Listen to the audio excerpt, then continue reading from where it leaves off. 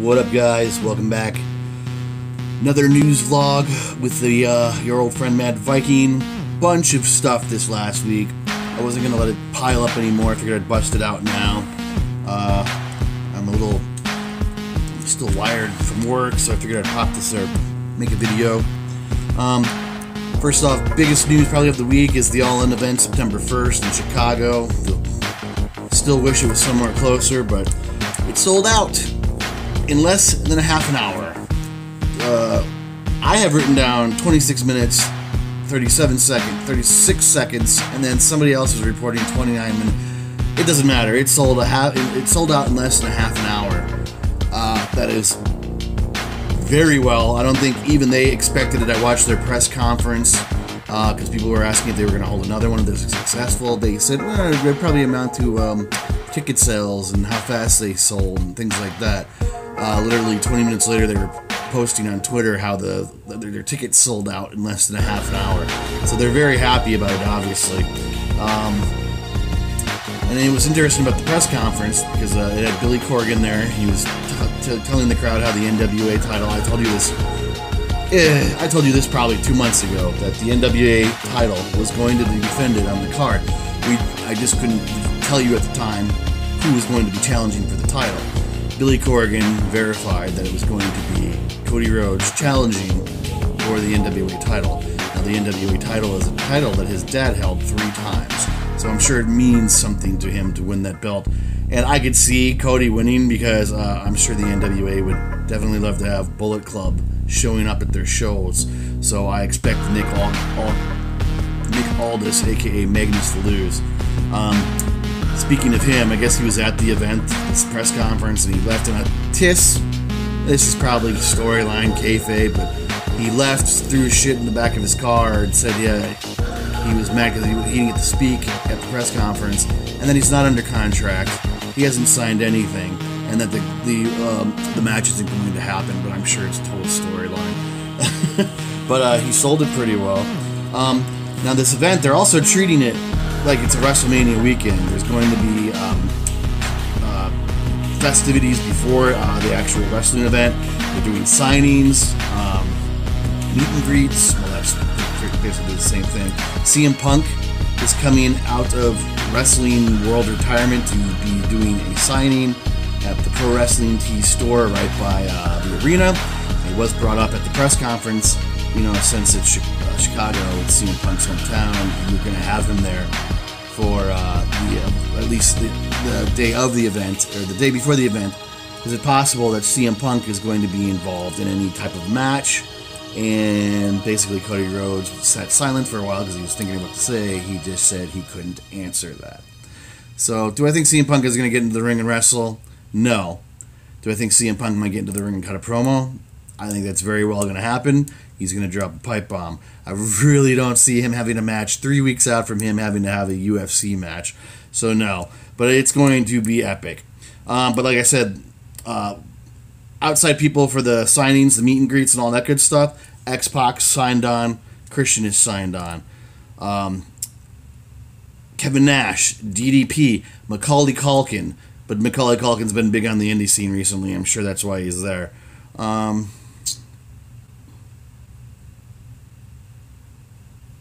Okay, and another good, maybe Easter egg here was the fan brought up, you guys, speaking of Bullet Club or Ring of Honor, you guys are doing the Chris Jericho Cruise event.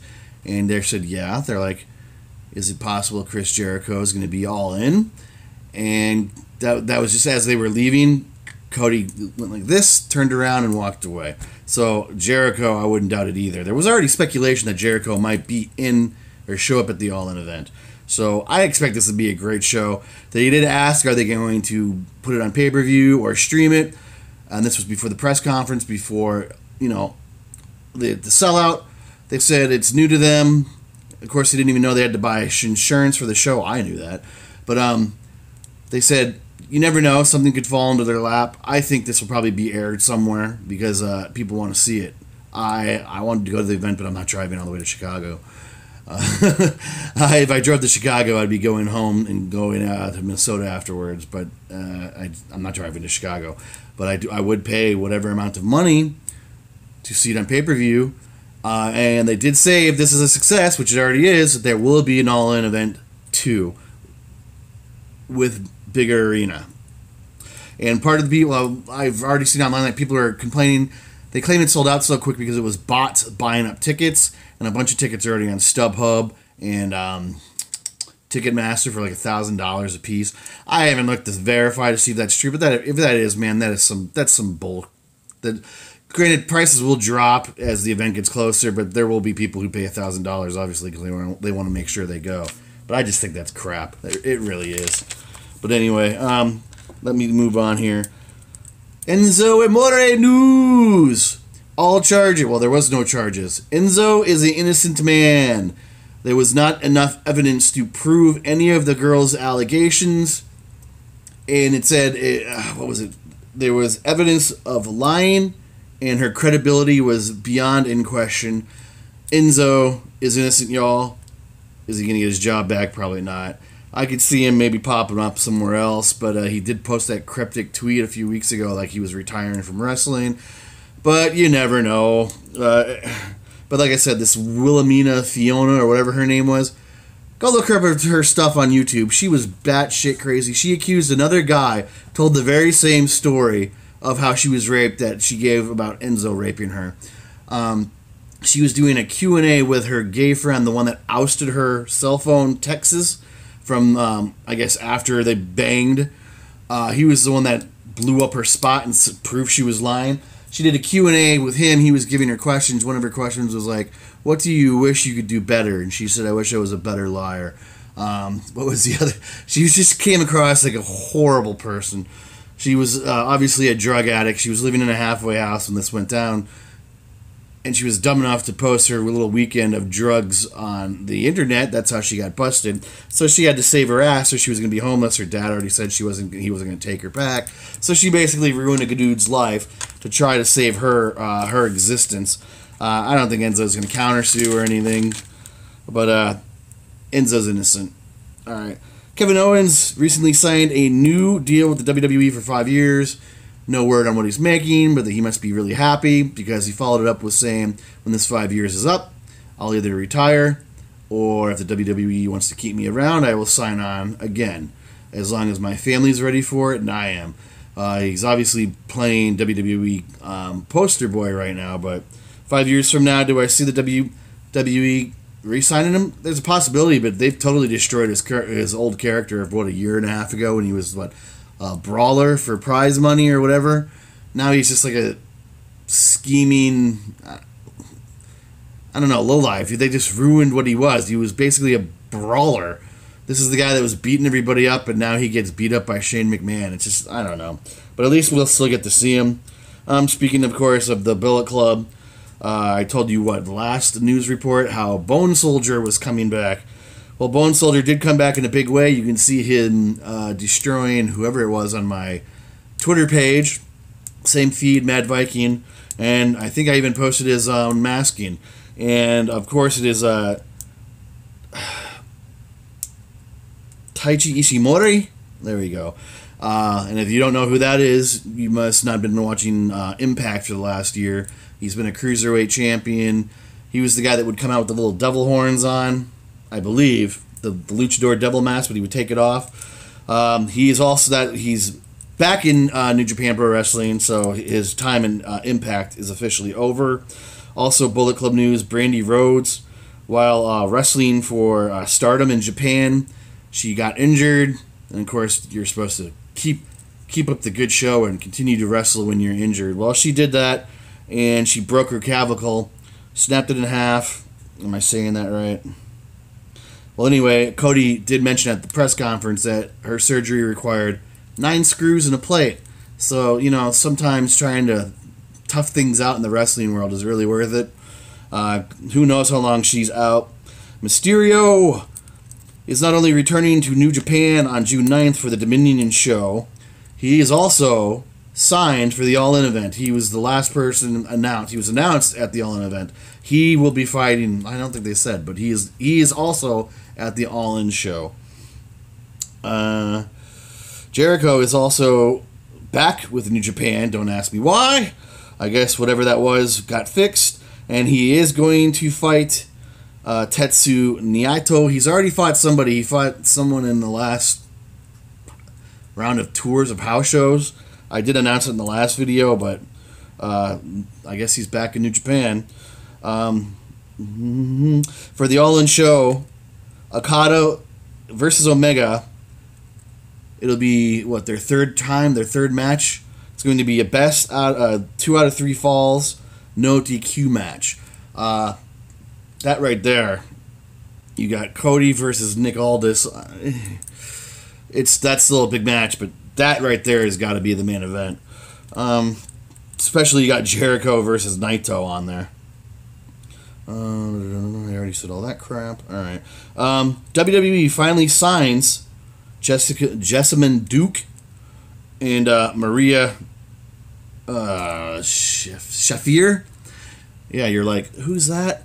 Those are the last 2 members of Ronda Rousey's 4 Horsewomen group. That I also told you, God knows, it was way before WrestleMania. They were supposed to have a WrestleMania match at WrestleMania with the WWE's version of the 4 Horsewomen. But of course, Ronda Rousey, I don't know what it was. They didn't sign her right away. I think they had to actually train her. She wasn't very good. They already had Shayna Baszler, and Shayna Baszler, of course, everybody knows, is just a Terminator. So now all the 4 Horsewomen of the MMA are in the WWE, and expect the 4 Horsewomen versus 4 Horsewomen match probably at next year's WrestleMania, or maybe even SummerSlam, because that's still one of their big 4s.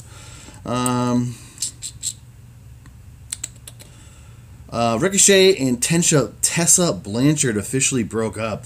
I totally forgot they were even dating. There was like 0 dirt sheet stuff on those two. Tessa Blanchard, the WWE has been chasing for the longest time, but of course, if you don't know, she recently just signed with Impact. Maybe that was the reason why they broke up. They weren't going to see each other. I don't know, but Tessa and Ricochet are over. Hogan recently released a statement, I believe it was on Twitter, something about if you've never hit a home run, you've never had one. He was basically apologizing for his little rant on tape a few years ago. He was basically mentioning how he would like to come back into the WWE family. He wants to be home, and he also hinted claims that a comeback is looming to the WWE and into the ring. How old is he? I know I should have written this down. If the WWE hadn't put him in a ring yet, I really doubt they're going to put him in one now, but you never know. Charlotte was recently pulled off the tour. Whichever tour it was they just went on. She first ruptured her implant, but was going to tough out the tour and have it fixed after the tour because the WWE needs her.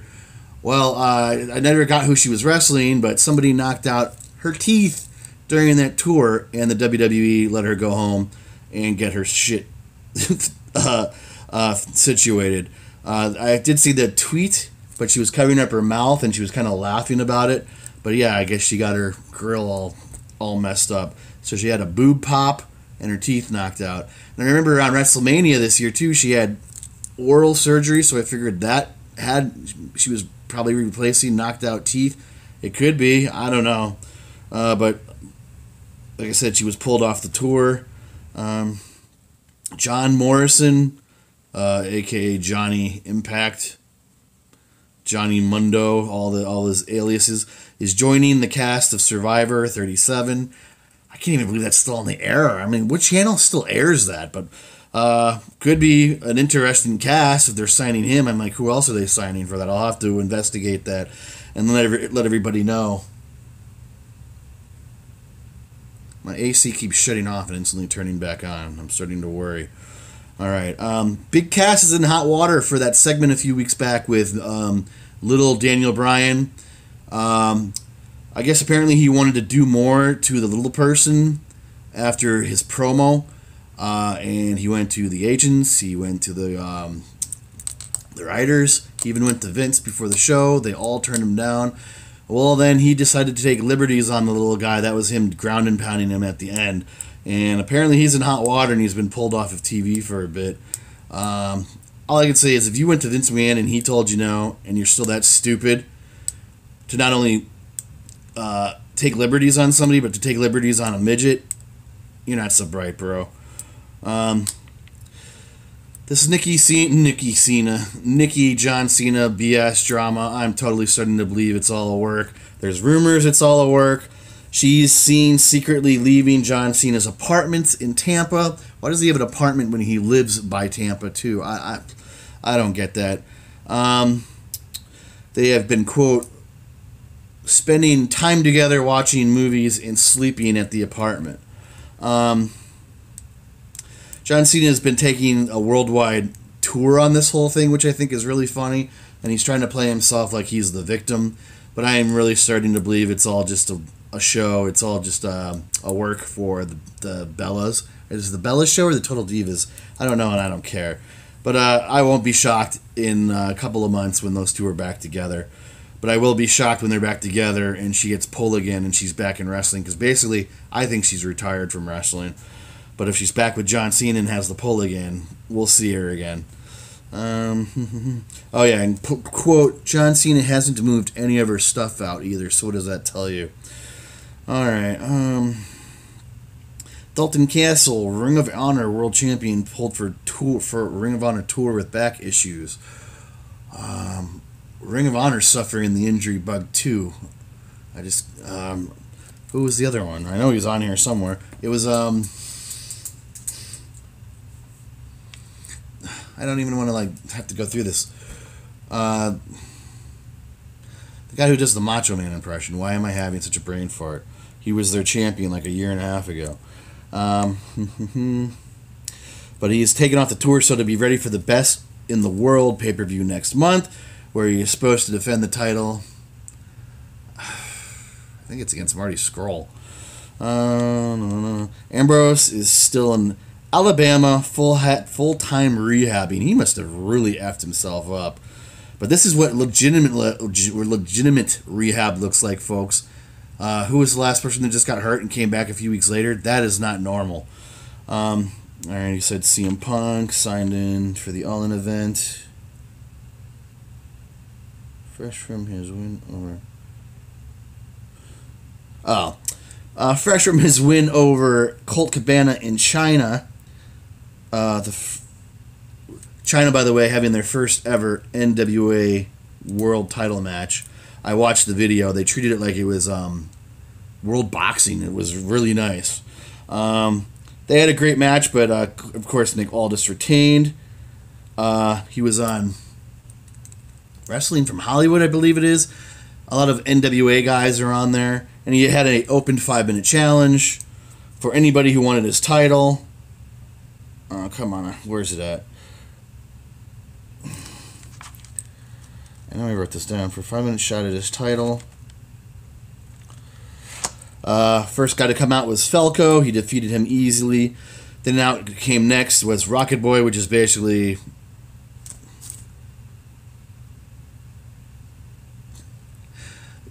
like my brain doesn't want to think. But again, this is a wrestler that I'm trying to say who he's mimicking that isn't on TV really anymore. Anyway, Rocket Boy came out and was dispatched as well. I just gave it away. Anyways, Nick Aldis continued the 5-minute challenge for anybody in the back to come out, and PJ Black came out. And he looks very different. He looks aged and weathered. Totally different. Anybody who knows who PJ Black is, which is oh, come on. DJ Gabriel? What's Gabriel from the Nexus? Whatever. I know I got Gabriel right. Well, he came out and explained he's been out of wrestling for over a year and a half because he had a near fatal cliff diving accident. Yeah. And so if you want to see what he looks like now, he came out, challenged Aldis, beat Aldis by DQ, and now they're set for the next NWA pay-per-view or whatever. which is supposed to be 2 months from now. All right, injury bug in NXT. Riddick Moss and this one's kind of old. He's been injured for about 2 weeks now, but his partner Tino Sabatelli recently got injured too with a torn pec. That doesn't usually look very well for people in NXT. I've seen a lot of people get fired, getting injured, and not being brought back. Granted, I know these guys have been around a while. They're both ex-NFL players. Riddick Moss recently got real big. I mean, like double his size. Same thing like what Murphy did just before he got called up, which was making me think he got called up. And why would he get injured? Because he's on the juice and he tore a muscle. That's one of the signs of steroid use. But I'm not saying he did. You can look at my videos. He's on there. He's real big now. But if these guys don't come back very soon, I guarantee you they're probably gone. Lesnar is 30 days away from passing CM Punk's record. And that's supposed to be the reason why the WWE let him win at WrestleMania. What is the point? Are they just... I don't think CM Punk cares, and it's not like CM Punk held the longest record. What does it matter? If he beats CM Punk's record, I mean, it's like I said, it's pointless. There are still like 12 people above CM Punk, so who cares? I mean, it's just another jab at CM Punk to like piss him off. I mean, this is the same thing they kind of did to Brock back in the day, having Randy Orton surpass his title reign and become the youngest world heavyweight champion of all time because they thought he would never be back in the WWE. Well, now you just look dumb. I mean, that should still be Brock's record. Brock came back. I mean, whatever. Sometimes you just don't get the WWE.